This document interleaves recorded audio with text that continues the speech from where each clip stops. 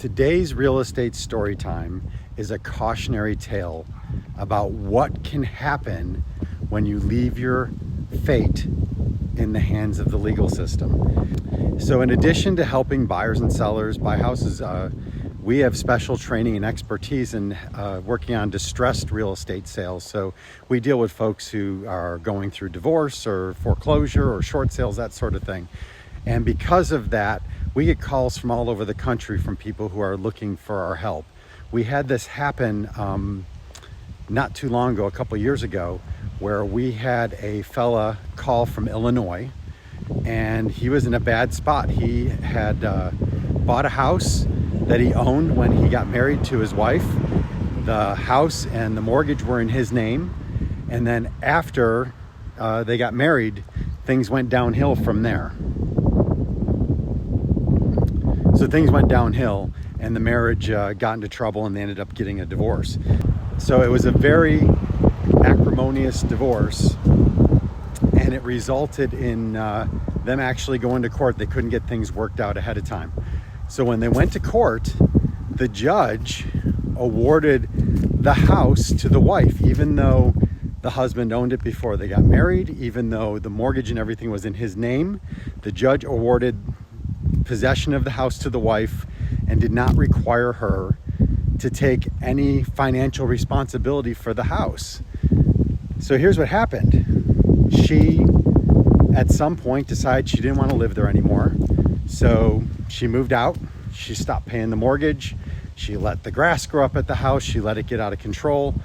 And next thing you know, this guy, because he is the one on the mortgage, the bank does not want to participate in your divorce, I'll tell you that. So he's the one on the mortgage. The bank starts sending him notices that the payment's not being made. So he has a couple choices. He can try and pay the payment himself in addition to wherever else he's living, or he lets the house go and his credit gets ruined. So he didn't have much choice there because he didn't have enough money to pay for his current living situation and for that house.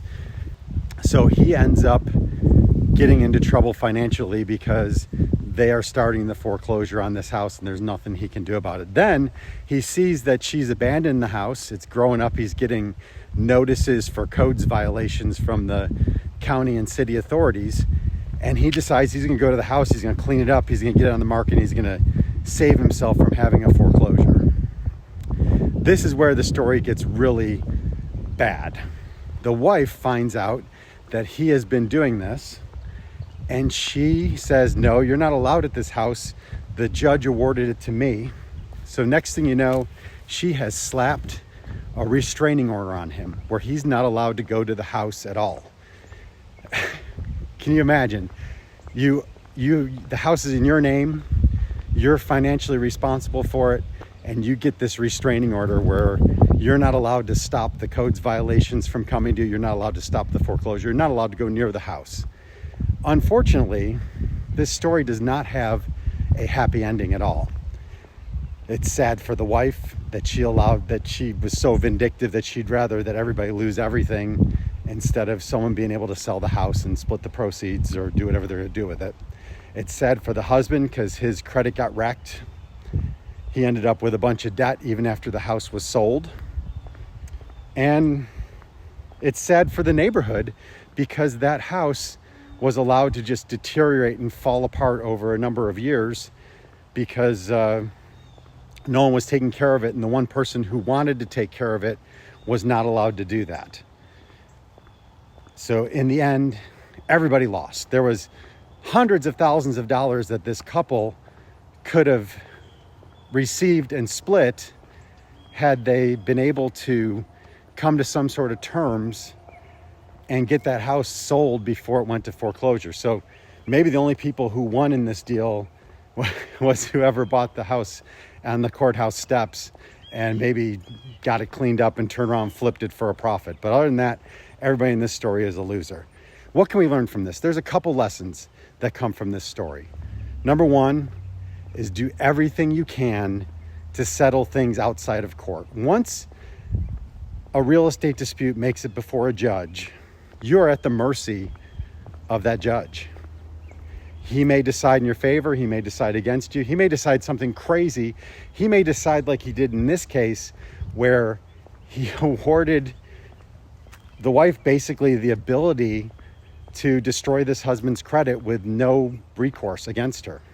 Second lesson, pride goeth before the fall. It's better to have a smaller share of a successful sale than to have a big share of nothing. If these folks had been able to work something out before going to the court to try and resolve things, they might have been able to get the house sold. They might have been able to get some proceeds from it. They both might have been financially better off than they ultimately ended up being. This husband, had he been willing to maybe accept a smaller percentage of the sale, he could have put money in his pocket instead of having a big debt and a bunch of problems. And finally, the last one, the most important one probably, is anytime you're going to make a move that affects your real estate, you want to get professional advice beforehand.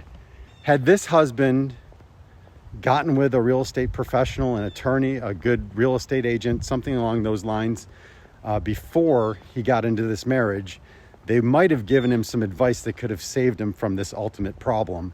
And then the second part of that last piece of advice is, even if you don't get with someone before you make a move that affects your real estate, the moment you know there's trouble brewing, get with a professional right then. So the husband called me after everything was done. The house was falling apart. The restraining order was already in place. He had already lost all of his leverage and he was already in foreclosure. There wasn't a whole lot we could do. Plus the fact that I'm in Tennessee and he needed help in Illinois. I had some agents I could have recommended to him had he called me earlier in the process, and we might have been able to salvage something. But because it was so late, everybody lost. So I guess the final lesson for you is, if you have something happening with your real estate, or you're worried that something may be putting your real estate at risk, get with somebody who knows what they're doing so they can help you out and help you figure out what's going to be the best thing to help you achieve your real estate goals.